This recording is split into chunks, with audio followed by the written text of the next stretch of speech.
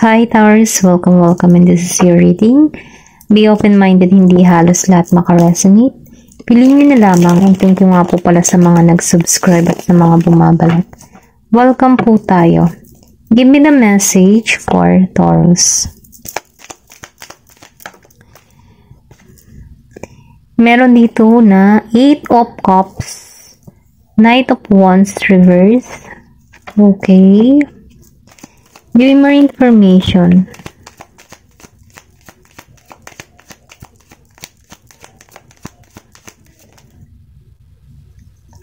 Meron ka ditong Queen of Swords upright, 2 of Wands reverse, Knight of Pentacles reverse, and 9 of Swords. Give me more information. Page of Swords. Nakikita ko dito, Taurus. Meron ka ditong inalisan sa connection na to. Meron ditong Queen of Swords, Knight of Pentacles, and Knight of Wands. So, ibig sabihin, nakikitaan ko dito na meron ditong tao nakikilos sa'yo, or pwede rin sabihin, ikaw to. Okay, sa Knight of, si 2 of Wands. Meron kang person na Aries, Leo, Sagittarius, Gemini, Aquarius, and Libra. Then, may nakikita din ako dito na Virgo, Capricorn, and Scorpio, Cancer, and Pisces. Nafe-feel ko dito, sa 8 of Cups, then sinabayan Knight of Wands. Meron kang inalisan. Ito lang yung nakikita ko. Meron kang inalisan na tao, or meron kang inalisan na trabaho. Yung tipong umalis ka talaga, na kung saan maganda yung offer para sa'yo. Meron kang tinalikuran, or sabihin natin na nag-iba ka ng direction. Okay? Ito lang yung nakikita ko dito sa 8 of Cups. Pero kahit meron ka ditong inalisan na tao, meron kang tinatagong emosyon. Excuse me ha. Meron ka ditong tinatagong emosyon, meron kang nilihim dito kung bakit ka umalis.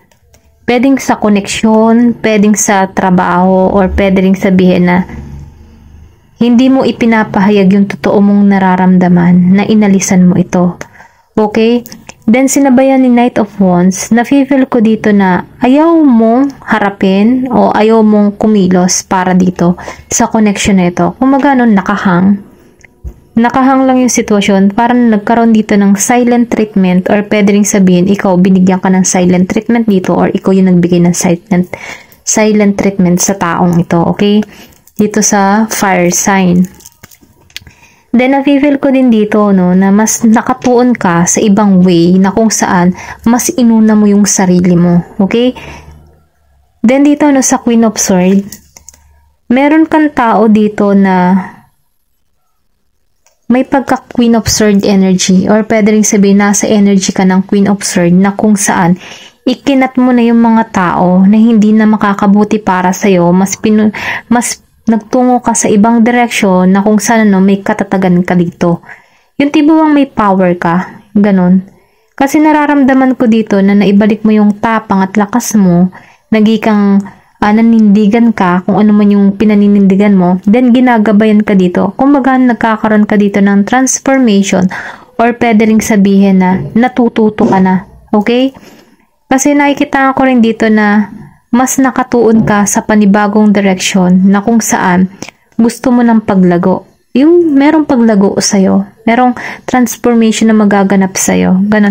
Kasi 2 beses ko nakita ang butterfly, then may moon. Ibig sabihin, meron pa rin kang nililihim. Or pwede rin sabihin na lumalago ka ng lihim, hindi mo pinakikita sa ibang tao yung paglago mo. Meron kang lihim na ginagawa para umangat ka. Ganon. Ito na yung nafe-feel ko. Then dito, sinabayan ng 2 of Wands. Maybe meron ditong travel, or pwede rin sabihin na hindi ka na, yung tipong kikilos ka na, may pag-alis dito. yung may action ka nang gagawin, or pwede ring sabihin na ikaw yung tipo na nasa abroad na pauwi na ng Pinas, or pwede ring sabihin ikaw yung nasa Pinas na papunta ng abroad. May travel na akong nakikita. Hindi ka na naghihintay dito. Ibig sabihin, may pag-alis kang muli, or meron kang aalisan. Okay, ito lang na-feel ko. Kung ikaw man yung nakaalis na before, may pag-alis kang muli. Ito lang nakikita ko. Then dito, no, sa Knight of Pentacles, nakikita ko dito na ayaw mong mag-offer, or ayaw mong yung tipo na, no, na kasi merong ditong nasasaktan or hindi makatulog. Ayaw mo nang tanggapin yung offer, or pwede rin sabihin na walang hindi mo ma-receive yung love or offer na parating sa'yo. Kasi si Knight of Pentacles, siya yung tipo ng tao na may pagkilos. Dahil lumabas siya ng reverse, itong tao na to, hindi siya kumikilos, hindi siya gumagawa ng action, or pwede rin ikaw, kung ikaw man ay lalaki or babae, ayaw mong kumilos para ayusin tong connection na to. Kasi inalisan mo to eh. Nagkaroon ka dito ng silent treatment, mas binuo mo yung sarili mo, pero ganun pa man ano, nahihirapan ka sa sitwasyon. Ito lang yung nakikita ko dito, si Nine of Swords. Kumbaga ano, nanahimik ka na lamang dito, mas tinuon mo yung sarili mo sa pananahimik mo kahit nasasaktan, parang may sacrifice kang ginawa. Pero ganun pa man, nakikita ko dito si Page of Swords, nafe-feel ko dito na meron kang ginawang sacrifice na kung saan ano, mas inuuna mo muna yung sarili mo sa pagsasakripisyo mong ito. Kahit nahihirapan ka, no, kasi wala kang ginagawang pagkilos dito sa person mo, kasi pwede rin sabihin ito yung person energy, yung energy ng person mo, si Queen of Swords, or pwede rin sabihin ikaw ito, ganitong energy. Pero ganun pa man, nakikita ko dito na meron ditong tao na handa, may authority siya, handa niyang tanggalin yung mga bagay-bagay, kasi nafe-feel ko dito na marami kang problema na naranasan na kung saan ano, tinanggalan mo to. Kumbaga nun, tumibay ka sa mga problema na ito, then mas lumago ka. Ito lang yung nafe-feel ko. Pero ganun pa man, meron ditong hindi nakakatulog. Nahihirapan siya sa kanyang nararamdaman kasi meron siyang sacrifice na ginawa. Ito lang yung nakikita ko. Hindi halos lahat makaresonate. Ito lang yung lumalabas sa card. Pero ganun pa man, ano, tingnan pa natin kung ano pa yung mensahe para sa'yo.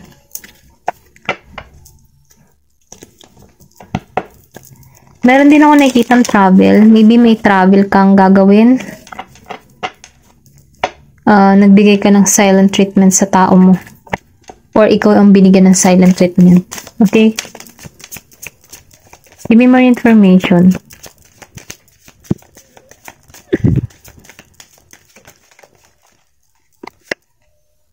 Destined to have.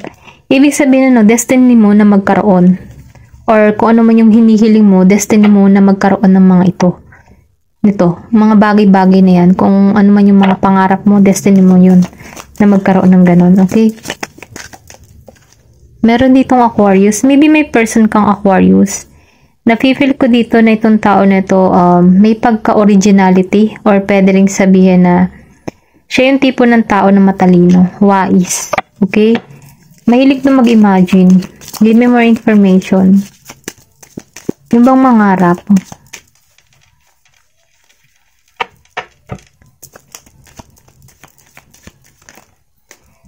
Then dito, no, sa 6th house, nafe-feel ko dito, mas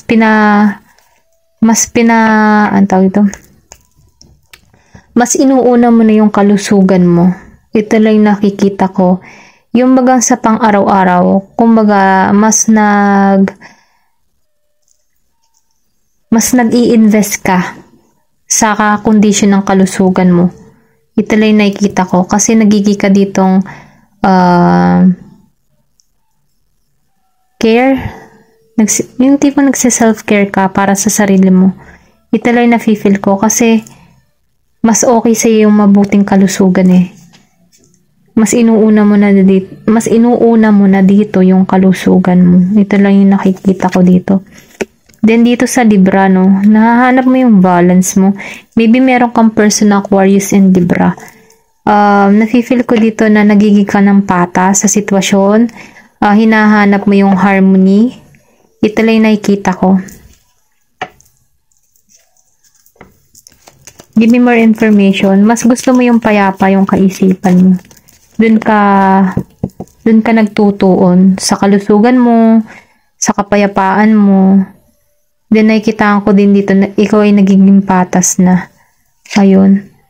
Then dito sa Chiron, nasaktan ka, then naghilom ka. Kumbaga nagigi ka ngayong tinutulungan mo na yung sarili mo. Ito lang yung nafe-feel ko.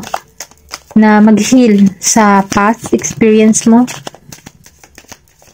Kumbaga, nagigi ka din ditong matigas. I mean, sa matigas, yung tipo na nagiging buo na yung loob mo sa kung ano man yung gusto mong mangyari at maganap sa buhay mo. Then, 7th house. Nafe-feel ko dito na meron ditong romantic partnership na parating sa'yo.